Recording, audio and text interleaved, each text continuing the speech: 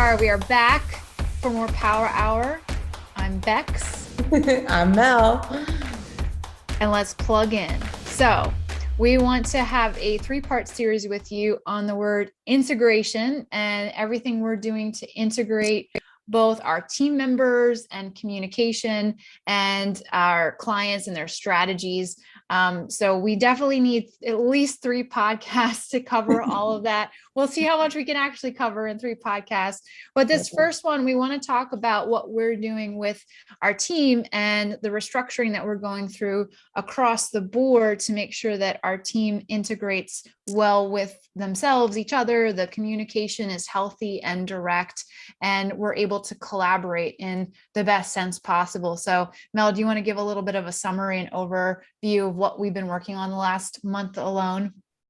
Yeah. So, well, first off, right, the integration and the restructuring a little bit of what we're doing internally, it comes from just being able to build in the ever-changing world that we're in. We've all, no matter what industry you're in, even if you're not in an industry, right, if you're just kind of freelancing, working from home, whatever it is, we've all experienced a ton of changes over the last 2 to 3 years that we've had to pivot to, adapt, et cetera. And I give everyone credit for doing so, because you either do or you don't, and you can fall behind very easily. And I have to give credit to our, my partners and the team members that we have for being able to strive through a lot of those changes and pivot with us, right? So agency life in general, there's a lot of moving parts. Rebecca kind of compares it to being a train conductor, at a train station with lots of trains going and leaving, and the timing, and something's left behind, and everything is delayed.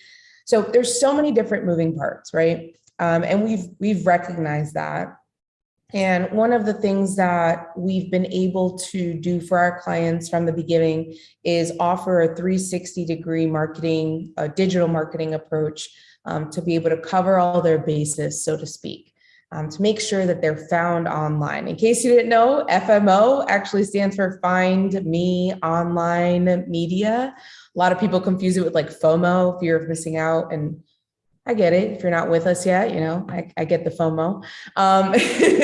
But it's a really, we've always had that value of being able to service a client and be able to have all their bases covered. It's nearly impossible, right, in the digital realm, because there's always a new platform popping up or something like that. But I think we make it happen pretty well. So all of that being said, internally, we've had a lot of different departments. So we have, our web department, our email department. We have our account managers that are essentially those train conductors, the content creators, the creative team. We have so many different departments that all feed into our clients. And a really huge thing is that integration word. It's making sure that all the departments can work together and have the proper communication and so on to be able to deliver to the client a really cohesive, beautiful strategy that we can all implement on. So that's long story medium. That wasn't short, wasn't long, but long story medium. That's kind of where we're at right now, and it's super exciting. It is exciting. And because we've grown so much and we have new roles that have blossomed and people who have grown in those roles too, it's really exciting to see where we were and where we are and where we're going.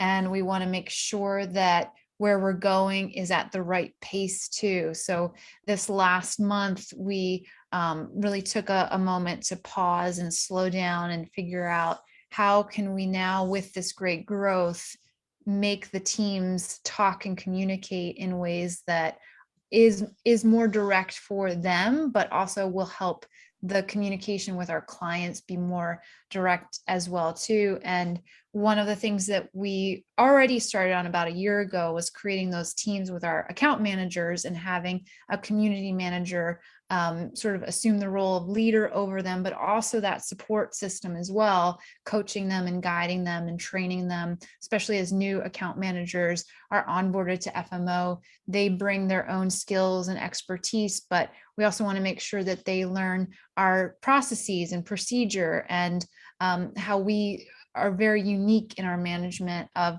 client strategies and execution. So as we've been growing out those pods, if you will, now we're taking it the next step further and creating pods within our production team too, and assigning videographers and editors to work specifically together so that they develop their own language and way of interacting back and forth to work on projects together. And because of that, now we're even focusing on taking it to that third extra level and layering in communication between the production and the marketing team, which hasn't happened before. We haven't had this opportunity. Now we do, to assign editors who are working with specific groups and units of account managers to offer that extra level of collaboration. And we've already been seeing it happen in our weekly trainings and creative sessions. And now I'm excited that we're moving in that next step forward. I think one of the things that people who are and have been a part of agency life get, and even if you haven't, but you're in marketing, you kind of get automatically, it makes sense. Marketing is always moving fast paced. Things are always changing. The marketing principles still stand, but the technology changes and how we use it changes. How people consume it also is going to change along with it. So we need to be cutting edge. We need to be able to adapt and to pivot really quickly. And if you're not used to that, or if that makes you uncomfortable, it's going to be a hard environment to thrive in and feel sort of level of excitement versus a level of stress. And that's one of the things that when we're bringing new team members on board, we emphasize strongly, is that change for us is very strategic. We don't change for the sake of change, but we change so that we can move the needle forward for ourselves, for our clients, and their strategies overall. And so when you're coming into this environment, if you're not ready with that mindset, it can throw you a little bit, wouldn't you say? 1,000%. It's it's again, so many moving pieces, but I go back to the goal and the why, right? So as long as all those pieces are heading towards the same direction, we'll get there. The how we get there is that strategy. And sometimes we have to pivot that strategy or refine it, improve it according to different changes, whether or not something's working, or maybe there's a lot of outside factors that we have to take into account for just marketing online in general. It's that world is changing so fast all the time, but there are tried and true methods and purposes that will always work, right?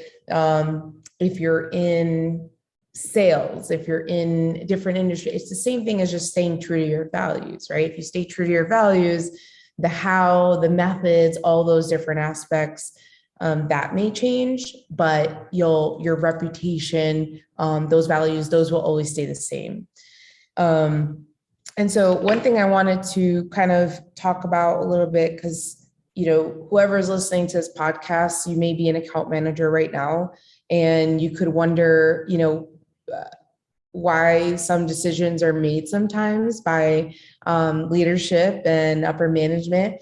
And so I think this will allow you to get a little bit more perspective, although we talk to our team members all the time about where our company's heading and so on. It's still nice to have that extra, why. And if you're maybe building your own, digital marketing company or some type of social media company, I think this provides a lot of insight as well into integration and communication, being able to communicate with your clients, and so on. So one thing I wanted to talk about was within integration, communication is a huge part of it. And there's two ways we can go. One is communication as a whole, right? Being clear, being purposeful, and having like action items and making sure that things are being communicated, period. And then the other part, and I think you can probably speak a little bit more to that, Rebecca. The other part is the technology of being a remote worker. And or technology in general, right? If we're online, how do we communicate, period? And so when we're talking about our departments, like you're not in an office where you can just walk over to the production department and tell them what you want, and they can see the feeling that's on your face and hear, your tone of voice on how you want to portray something. So I think for creatives, it's very difficult to be able to get a message on Slack or WhatsApp or whatever, or text, whatever you're using, and then turn that into exactly what that vision is, right? And so one thing, what Rebecca mentioned before, was we're working with the production department right now to be able to have those internal meetings. At least on Zoom, we can see each other, you can hear each other, you can see each other. You see a little bit of that. And to be able to then take the vision that the videographer had, on set and implement that with the editing team. Has that happened before? Yeah, we've always done that to a certain degree, but the way we're thinking about integrating it now is so much more clear and purposeful. And it has come because the way people are consuming video content on social media is a lot different than it was even 6 months ago. And so we want to make sure that we're keeping up with those changes, and our team is always on the cutting edge. So not sure where you want to go with that, but well, absolutely, because we definitely don't want to give the impression that people weren't communicating, but yeah. Back to what we said earlier, as we grow and as new roles develop, it now comes down to what's that new communication system look like. And as we restructure, there needs to be that restructure of communication. And exactly to your point, as we're redeveloping what we do with production, for example, the video content and our content strategy as a whole, then that means that we need to pivot the communication about it. And, gone are the days of the regular interview session for a client, right? Where all the videographers were trained on it, the editors were trained on it, the account managers know it, and we know what that is.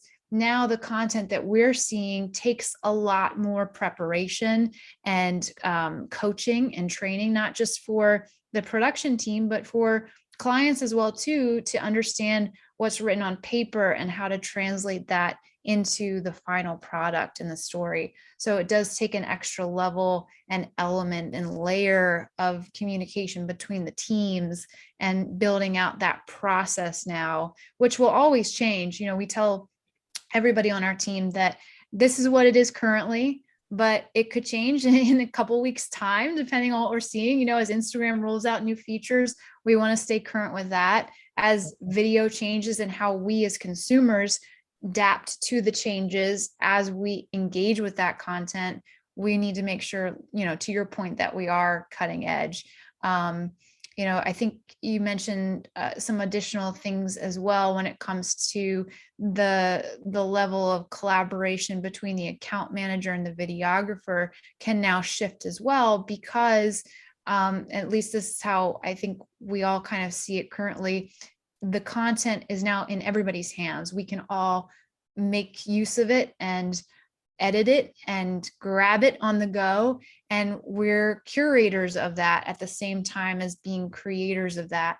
And so how can we get that content quickly and easily from clients and capture it with clients at the same time too, so that everybody can be involved in the process. And it's exciting that everybody can be even more involved in the process because of the change in the shift to not just vertical video alone, but the different ways and elements that we can capture video content. Yeah, 100%. I also know, going back or stepping back to technology really quickly, you have to think of, in the company in general, who needs to talk to each other for work purposes, right? Who needs to communicate? How long does that communication need to be? On what platform does it need to be on? So something we did last year was we switched.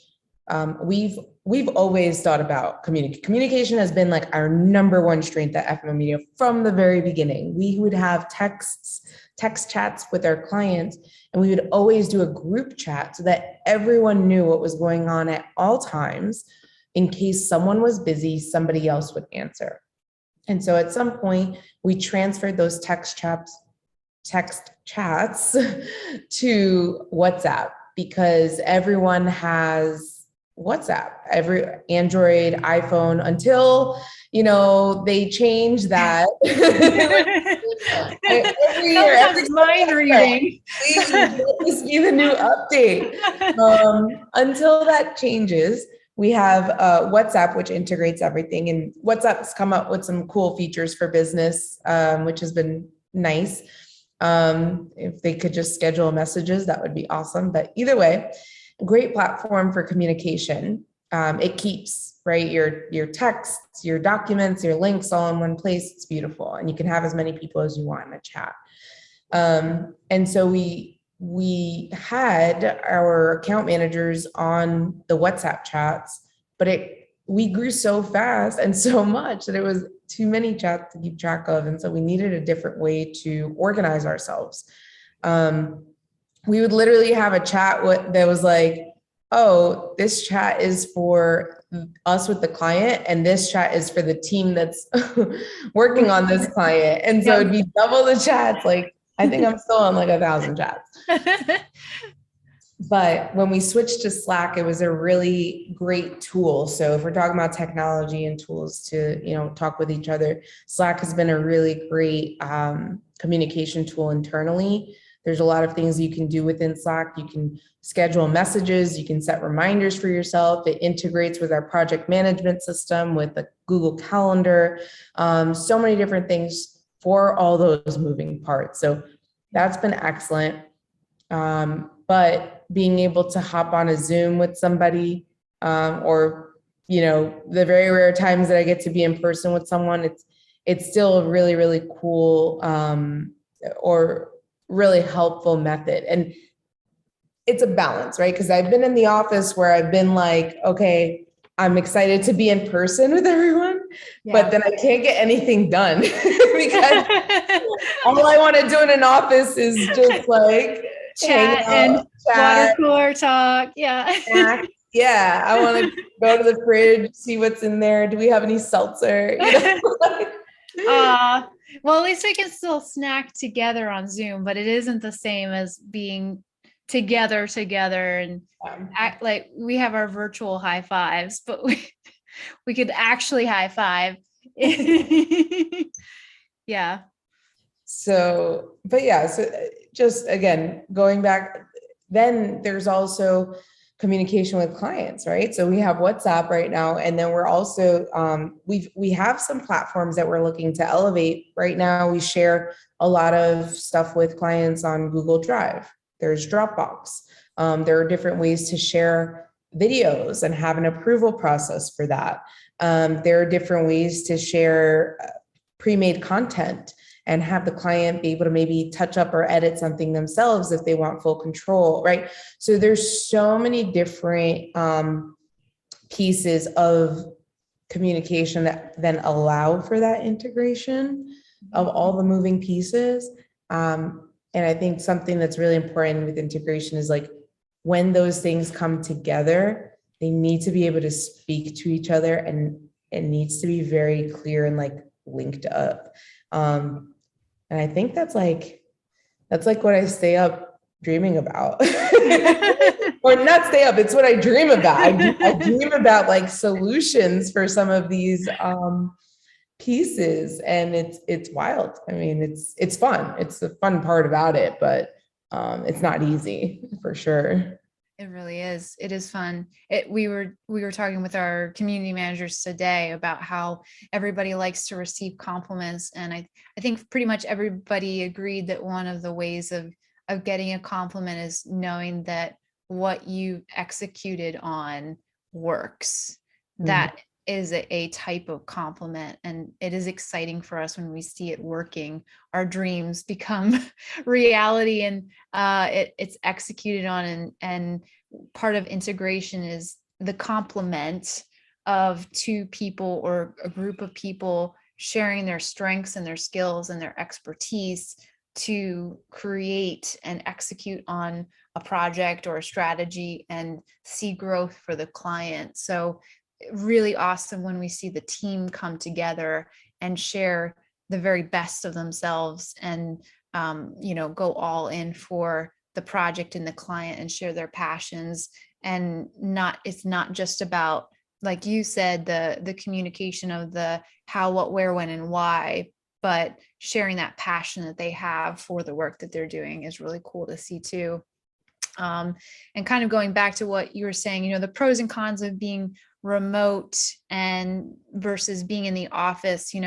We always joke that if we were in an office with everybody, you and I and Ace, we'd be running around all the halls, jumping into everybody's office. It's very much the opposite. Everybody's jumping into our Zoom offices, as I like to call them, and meeting with us that way. And in one sense, you can potentially lose some of the energy or the dynamic,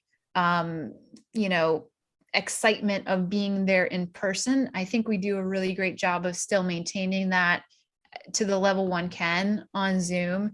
The other side of things, though, it allows us to have a larger team that is full of all the talent that we can find across the country, which is awesome. So it affords us the opportunity to work with more talent, and talent the opportunity to work with us, which is really cool. And I think on the other side of things, because we have to now use all this technology, we find better ways of communicating than if we were all just in person, because so much can get lost. I think back to having worked in companies when you sit down at a table and everybody's taking notes, whether it's on paper or on their computers, it still doesn't guarantee maybe that the information is traveling to one place. And so while there are definite pros and cons to being in person and being on Zoom, I think it's allowed us to strengthen from the very beginning how we communicate with ourselves as a team, and then with our clients, to your point, how we can be organized. And I think we've talked about this maybe on another podcast, but that central source of truth for everybody involved. How do you, I know this is probably a question people are wondering, but like, let's say you go ahead and you have a meeting, you have a brainstorming session, which is so important. Because this is where we come up with a lot of solutions and ideas for our clients, and we do that internally. And now maybe there's 5 people on the project. How do you find that it should be then delegated, communicated what each person is doing? And then how do you yourself actually follow up on those items? What are some best tips or best practices that you have for anyone that's listening? Because I know you're really good at that. That's a great question. Well, you have to say it. I would love to tell you. I would love to tell you. You definitely have to speak it out loud in the meeting and delegate it. One of our values is that everything is our fault and we're responsible, right? But if everybody is responsible for a task and an action item, then nobody is responsible for the action item. So it also goes back to expectations and being very clear about whose role on a project or account is whom, who's is whom. I don't know. We'll figure that out later. Grammarly will tell me. But making sure you know who is assigned to what role and they understand the role and there's clarity so that when you do delegate that responsibility, they're ready for it and they know what you need from it. And it's still good to give that context to the task and the assignment, and then giving them a deadline as well and discussing what's realistic, right? We talk about that often with not just the account managers, but all of our team members, because there's certain turnaround times and everybody, is not working on one client alone. They have a roster of clients or they have a project list, and we need to make sure we're prioritizing based on the needs of the clients and their time frame and our time frame. So making sure that those deadlines are realistic and speaking those deadlines out loud. And then comes the writing portion, making sure that you have someone who is either taking notes and taking those action items down. And you already mentioned this earlier, Mel, being very clear about who again is assigned, writing it down, writing down the expectations, being clear about the project tasks too, because I like to think of any kind of notes and action items as a backup, right? If someone has an emergency and you can't physically speak to them or reach out to them, you should be able to look at their notes and know exactly what you need to do and when you need to do it. And that's the mindset and idea behind writing down those action items, who you delegated to what, and making sure those expectations are clear. And then when it comes to the accountability portion and making sure that's followed through on, that could differ if you have people in managerial roles who are holding the team accountable, following up at a certain time. You and I like to also tell people, especially for serious and important tasks that are the utmost of priorities, hey, this needs to happen by this time. I'm going to be following up with you at a later time, and that's when we'll check in on it. I also, me, Mel, and others will learn more as we podcast on, but I hate the word waiting. And I know you hate the word waiting too. We don't like to wait. I'm actually a very impatient person. I just practice patience on the daily, and I pause and I take breaths. I say that not to say that I'm impatient in an angry frustration sense, but I want to get things done and I want to move as fast as we can on something. But on the other side of things, you have to temper it with the pacing of something too. And the pacing might be slow, and that's okay, but there should still be progress on a task. And so making sure that the pacing is accurate, making sure that if you are going to follow up with someone, put it in the calendar to schedule that time out. I like calendaring things as soon as it's needed. So if we're on a call with a team and we're talking to the team about a client strategy, let's say it's email strategy, we have our action items, we assign and delegate, and we give a deadline and we know when we're going to follow up. I put that call in the calendar right away and make sure that everybody can be there. And you mentioned something about the timing for calls. Make sure that your timing for calls is also the right amount of time. Does it need to be a 15-minute check-in? Do you really need 30 minutes? Can it maybe be that 15-minute quick, hey, how's everybody doing? Pulse check. Very rarely, I think, do meetings need to be a full hour. I often think 15 to 30 minutes is the sweet spot. If it's a full hour, then it really means you have to dig deeper and do more research and work together. So knowing what kind of pulse check you're getting and scheduling that on the calendar right away so nobody's waiting, but you're being proactive about that accountability check. And that's sort of the template, the structure that I go through. We obviously want to make sure that other managers have different ways and tasks of holding their team accountable, but that's sort of the structure when it comes to that aspect of managing and delegating and following through. I know you have other tactics as well that you like to run through as too. Yeah, I mean, they're right alongside, I've learned a lot from you as well in terms of being able to hold people accountable. I used to come from a mindset, and I know you probably have too, where it was like, all right, if you don't do it, I'm just going to do it myself. Yeah. because I can get it done. And unfortunately, a company doesn't grow that way because, my role now is not to just do it myself. It's if I am going to do it because someone doesn't know how to do it, then I'm going to take that time that I'm doing it in to teach them and then follow up with them, have them show me how they did it. And now they have the tool and capability to be able to move forward on that task. And I get that from your saying, Rebecca, which is there's two reasons why, now three, we've added a third reason. There's three reasons why someone doesn't do something. And it's either because they don't know how, they don't want to, or they're not being motivated to, right? So motivation kind of goes into the want, but it's a little bit of a different essence there.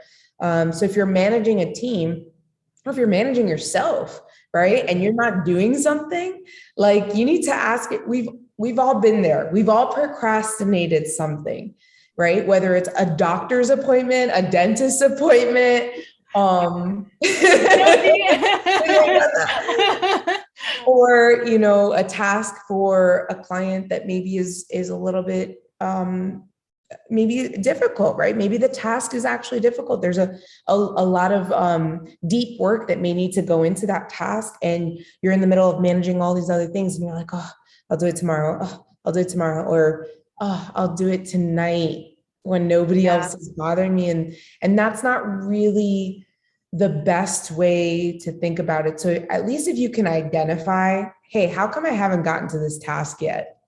Then you can have a game plan for it, or at least ask for the help that you may need to then tackle that task. So that's a big thing.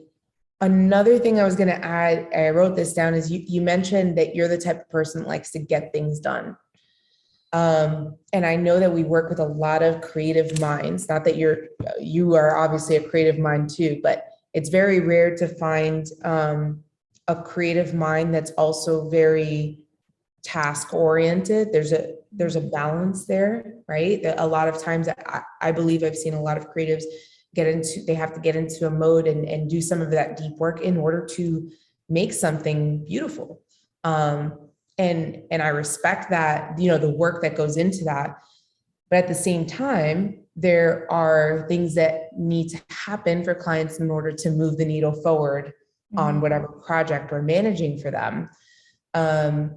And so, how do you find the balance there? And I guess the question is, how do you find the balance there? And how do you not get, what's the quote again about perfection? And is it's like you freeze because you're over analyzing? Yeah, you're overthinking. Yeah, there's a quote for it. This is a new quote, so we'll drop it in the comments. I know I'm not thinking of it. Well, yeah, I think, I mean, back to what you were saying too, I think everybody is creative and has the potential for creativity, and it's different for everybody.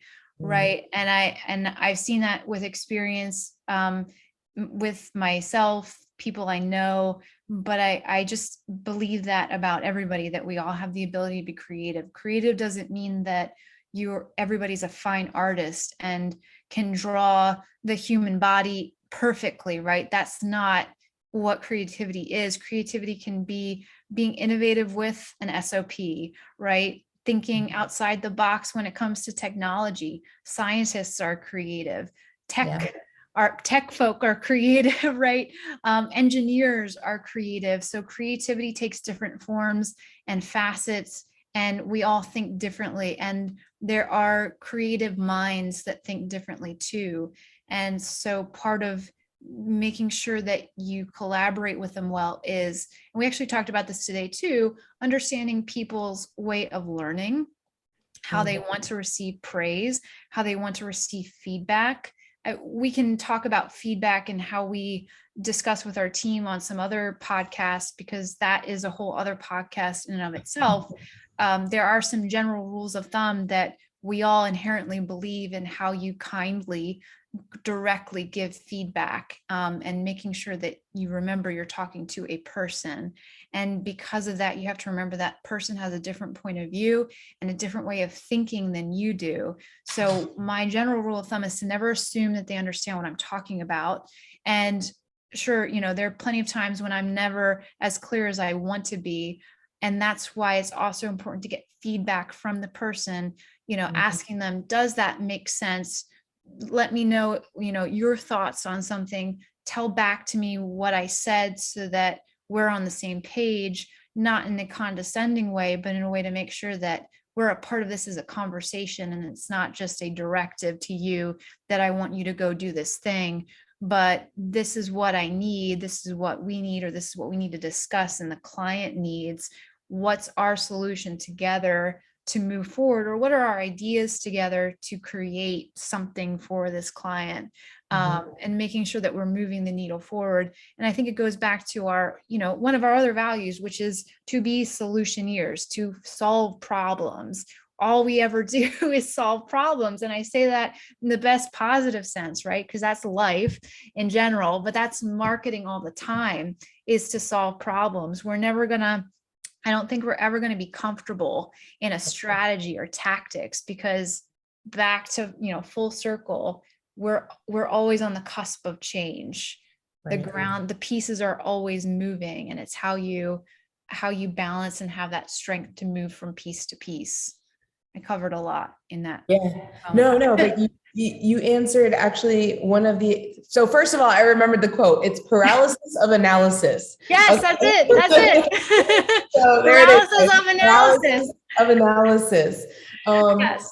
So paralysis of analysis is when you're like, okay, here's a project. I have to deliver this, beautiful, and then you like work on it for hours and hours and hours. And then, then sometimes, right, the client was like, I hate it. Or it's, it just doesn't work out, or they don't use it because maybe the campaign changed, the strategy changed. And it's like, then you spent 5 hours doing this one task, and all the other, because maybe you were really excited about it. Maybe you were really motivated to do it. And then that's your favorite project. And you go ahead and you work on it and you do all this stuff, and it doesn't happen. Yeah. Right. And that's one, defeating a little bit. Right. And then two, a waste essentially of time. It's like, oh, I did all this stuff and now it put me behind on all these other tasks. So trying to hit, and Brock Johnson said this the other day, shout out to Brock, where he was talking about every single post is not going to be a home run when you're creating it. And that is okay. And you need to learn to be okay with that. So it's all right to maybe lower, and I don't want to say lower the quality because we don't deliver low quality stuff, but it's okay to maybe take less time on a project or task and just do it, because when you do it, you'll learn from it, and you can always post more, run another campaign, edit, you can always kind of shift it from there. One real life example I was going to give was just right when we're creating ads campaigns. Yeah. That goes through a lot. So the client now wants to run a campaign to get more, let's say, listings, right, in real estate. They want more people that are going to sell their homes with them. And so we're like, okay, great. The account manager knows that's the goal. Asks a couple deeper questions about maybe the area, and we do some research. We then brainstorm, right? What's going to happen on that campaign, et cetera. There's benchmarks and parameters that we're already aware of that we need to hit, get the budget, et cetera. Now the ads team gets it, and the creative team maybe needs to, or the production team needs to create a video for the ad campaign so that it can hit. So there's some basic things that we do, right? We know that vertical video is best. We know that we need something on the cover that's going to be attention grabbing. We know it needs to be a certain amount of seconds long. We know we need to target these demographics, these interests, all those different technical things that we already know just based on our experience. And then what, right? So one of the tips you give a lot, Rebecca, is we set a time limit for how long we're going to work on a project. So having those expectation. Let's say the ads team is like, well, I need to launch this ad by, in 3 days. Okay, so how long do you need to then create the ad? Can the creative team or can the production department then work on the video at the same time, or do they need to wait? If anyone can't see me, I'm putting my little bunny ears up. Do they need to wait on something, or can they start doing something right away so that we can have this done at the same time for that launch, for that project review? And so then, the only thing I want to wait on is a client. Yeah, exactly. That's all. If we're waiting on a client, I'm still calling the client. I'm still texting them because I need to get this done for their business. That's what they entrusted us with. So that's just like a real life example that I felt. But I think, do you want to summarize some of the tips that you have for maybe managing some of those time, like we're talking about giving yourself a time limit and all that stuff? And I think we can wrap up on that. I do, because I think, to be clear, we're not saying we should shortchange a client's project, and making sure that we're not asking any of our team members to rush through their work either. And to your point, we're not lowering the quality, the standards, but exactly what you're saying. If you will have analysis, you will have paralysis of analysis if you are stuck on one piece of content. And we have to remember the bigger picture. What's the bigger content plan? What's the strategy? One piece of content is not going to make or break you. Ultimately, there can always be an exception. I'll always say there's an exception to something, but you can always make the next piece of content.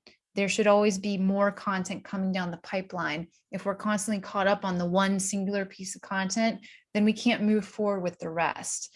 And back to the idea of integration, we want to layer in your strategies so that it's all connected, interwoven, and we're driving to your goals in that bigger picture sense. And so, yes, it's great to focus on the details, but we need to be mindful that we're not wasting our time focusing on one small portion of the larger strategy as a whole. So when it comes to the time frame, to your point, Mel, if you have 3 days to complete a project, if you tell yourself, I have 3 days, how long is it actually going to take you then to complete the project? 3 days. I'm in college. They told me when a paper was due, and I was writing it at 5 a.m. that morning. So that's me. Same boat. I wasn't ready for that kind of adrenaline rush, so I'd be up at midnight, maybe until 5 a.m. writing the paper. It's all about the rush. But we were both putting in the nightly hours and early morning hours, catching up on something that we could have started earlier. And that was a big lesson that I learned, not just in college, but in my 20s as well, that start as soon as you can. And that's probably where my impatience comes from now, having conditioned and disciplined myself in that regard, that take action as soon as you possibly can. And while you're, using air quotes, waiting, what else can you work on to move the needle forward for another project or another client as you pass off or hand off the project in the next phase to the next person. So what we like to do in terms of time frame is realistically, because again, we don't want to shortchange any client and we don't want to put our team in a bad spot, we figure out what are the benchmarks for the time frame to get something done. Are we being realistic? Do we have buffer time? And then we never want to overpromise to our clients. We want to make sure that we're being realistic with them too, and setting the best expectations, being very clear about that, and making sure that the team is clear about that with our clients too, so that they have the time to do it. But we use time blocking to specifically put time in our calendar for a 30-minute slot, an hour slot to complete projects, so that if we give ourselves an hour, we'll get it done in an hour. If we give ourselves 30 minutes, we'll get it done in 30 minutes. There can always be something to happen. Canva could crash, Slack could crash. You might have to pivot again too, right? But at least you know what time is allotted, and you can shift and move things in your schedule, pivot your calendar, so to speak, to allow for allow for a really healthy use and productive use of your time to move that needle forward. So, and my last tip to piggyback off that is that if you're not sure how to manage that time, find someone who is, right? So it's all about growth, right? So we're growing with our clients, we're helping our clients grow. Internally, we're growing. I still haven't reached my potential. Rebecca still hasn't reached her potential, and so there's always something that we can learn from someone else. And if you accept the fact that you may need to ask for help in a certain area, that even though you're talented in X, Y, and the X, Y, and Z areas, maybe you need help in that aspect, then just ask for it. Once you ask for it, there is going to be someone that can set aside the time to help set you up for success. And I'm saying that to anyone that's listening to this. There's always a coach, there's always a mentor, there's always someone that's better at something than you are. And so asking those questions and making sure you take the time to educate yourself, that's super, super important to set yourself up for success in general. So, this is great. I'm really excited about the integration that we're doing internally. I think it's going to help us get closer to our clients and their goals and align us even more. And I think that they're going to be able to see, I think they've always seen, our passion to help them succeed from the beginning, but having everyone on board, like they're going to be able to, a lot of times our clients haven't even been able to talk to our videographer or our editors, beforehand, and they are now, which is really cool. So bringing that vision to life, super important. Integration is a huge, huge part of it. So whether, we're integrating our communication, using different technology pieces, just being clear in expectations, all of those aspects all go into those pieces. So I'm pumped. I'm ready. I'm already thinking of stuff for part 2 of integration. Continue. We're going to integrate until we become one. Maybe it's electric. It really is exciting. You can feel it. It's palpable. We've been saying it over the last couple of weeks. We've always been excited for our team and our clients, but we're feeling extra excited as we step into this new phase, and we're excited to be able to share that with you guys too as we move along. So thank you for joining us for another power hour. It's not really an hour, is it, Mel? But it's our power hour. Yeah. Thank you. The time it takes to prep and then get on, and then all that's, but we're very strategic, everyone. We're very strategic. Maybe we should add to the logo power and then half hour.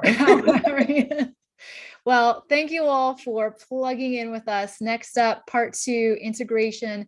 Let's chat about social media. You've got a lot of great ideas, Mel, that we've already been implementing on that.